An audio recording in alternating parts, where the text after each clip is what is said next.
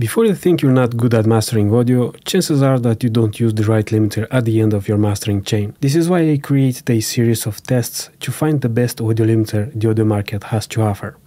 Hey, I'm Adrian from adrianmilea.com, and today I'm going to test the limiter in the Weiss Compressor limiter plugin from Softube. But before I do that, if you want to improve your mixes and masters in less than 10 minutes, go ahead and download your cheat sheet here. While you do that, I'll play my awesome intro.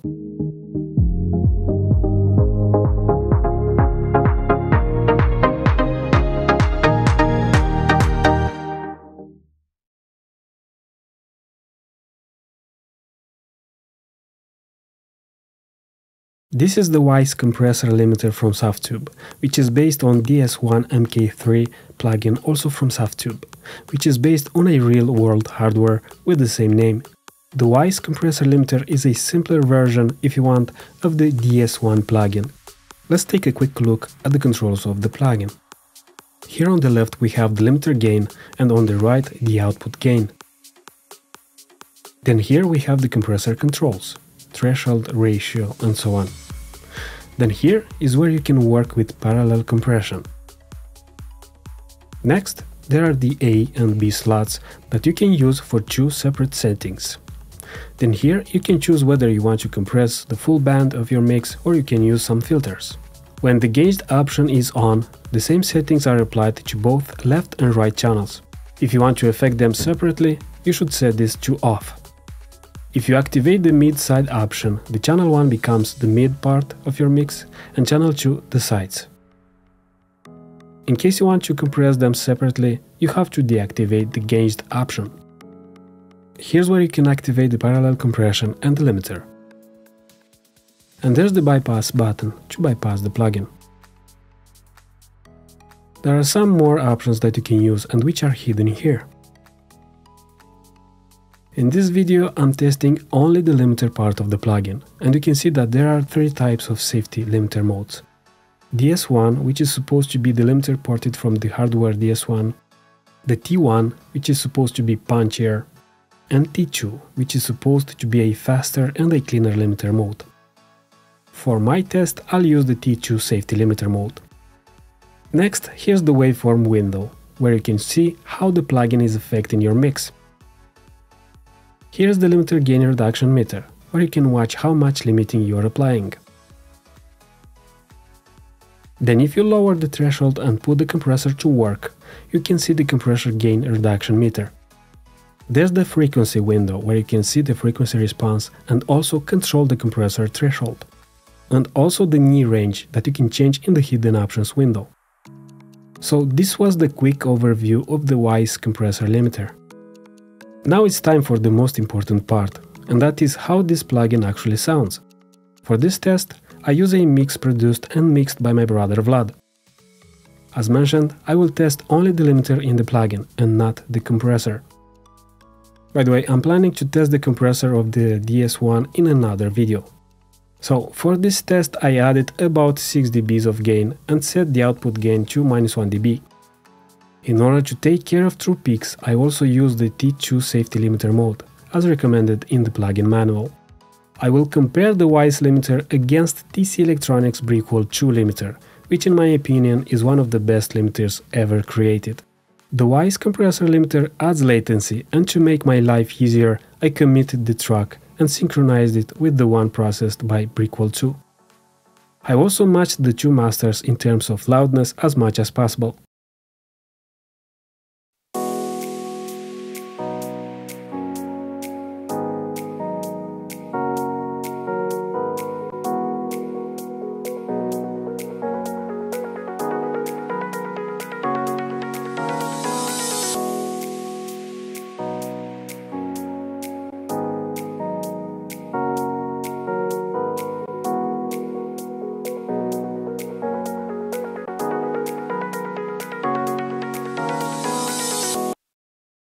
In this part, there's a small difference between the two masters as there is no processing yet.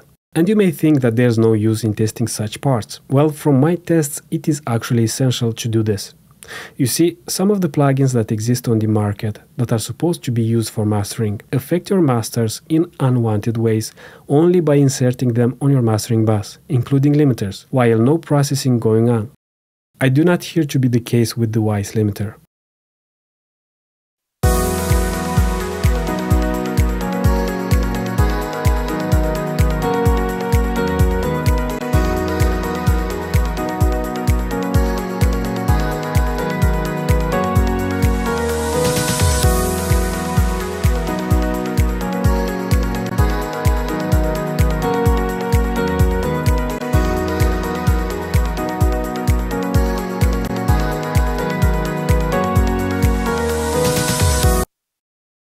In this section, the BrickWall keeps the top end clean, while the Weiss limiter is affecting it, making it lose its shine.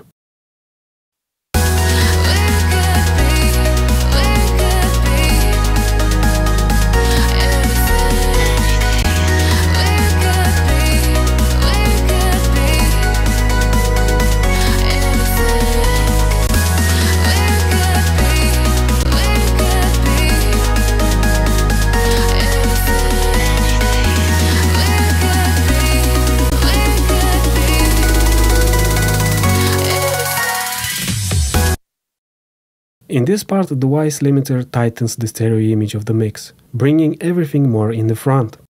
I hear the elements of the mix lose a lot of space between them, and the top end is not clean.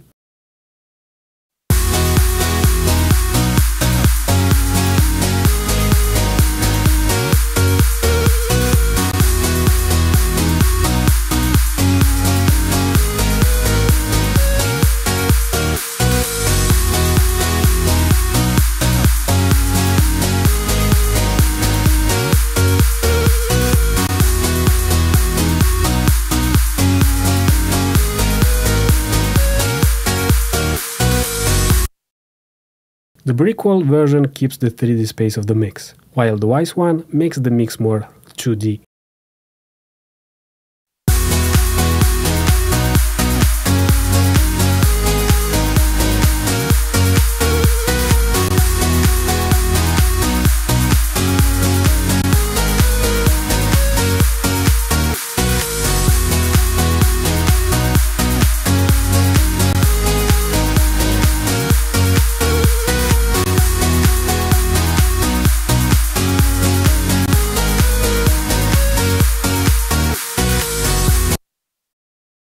Again, there is more space in the BrickWall version. The Weiss limiter brings everything together, and this is not how the original mix sounds or was intended to sound.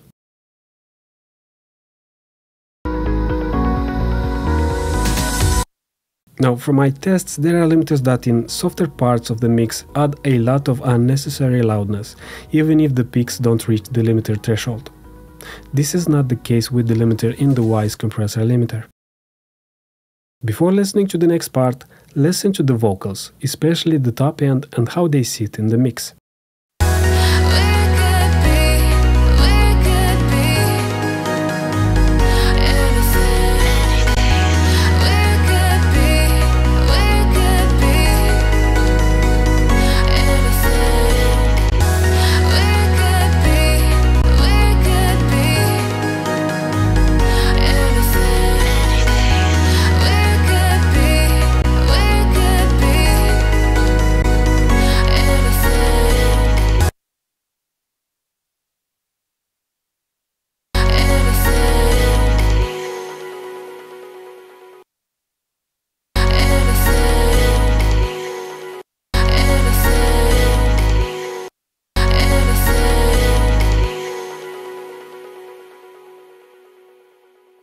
So there's a clear difference in terms of space and how the top end is processed. Now let's see how the limiter in the Weiss compressor limiter takes care of true peaks. When I processed the mix with the BrickWall 2 limiter, I set the threshold to -1 dBFS, as I do in all my mastering sessions. If I analyze the entire track, I see it has a loudness of -9.9 LUFS and -0.9 dBFS, even if I set the threshold to -1. If I do the same analysis on the Weiss limiter track, you notice it has the same loudness with a max true peak of -0.8 dBFS, even if the output gain is set to -1. If I would need a strict -1 dBFS true peak level, in this case I would lower the output gain to -1.2 dBFS. And by the way, there are some more metering input and output options that you can open on the side of the plugin, and you can also resize it. So the true peak levels we analyzed so far were for the T2 safe limiter mode. If I set the output gain back to -1 dB and select the T1 mode, after the loudness analysis you can see that the loudness is -9.8 LUFS, while the true peak levels reach 0.1, so we're clipping somewhere, even if the output gain is set to -1 dB. With T1 safe limiter mode selected, the true peak levels reach 0.1 dBs, while with T2 mode they are at -0.8 dBs. Now, let's repeat the process, but with the safe limiter mode set to the original DS1 limiter. While the loudness is about -10.1 LUFS, the true peak levels are at -0.2 dBs. This shows that the T2 safety limiter mode is the best of the three modes for taking care of true peaks, in this particular case and for this master. Now, if I set the output gain to -1 dB and the T2 safety limiter mode, and if I look at the peak levels, my master reaches about -1.2 dBs. However, if I take a closer look at my trusty loudness radar analyzer, the true peaks reach -0.8 dBs, so hopefully you have a very good metering plugin in case you care about true peaks.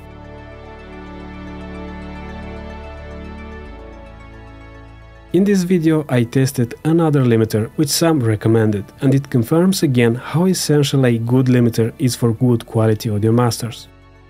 However, audio mastering is more than the plugins you use, and if you're interested to learn how exactly to transform your mixes into professional sounding masters, check out my Pro Audio Mastering program, where I'll show you step by step how to demystify audio mastering and make your mixes sound the best they can.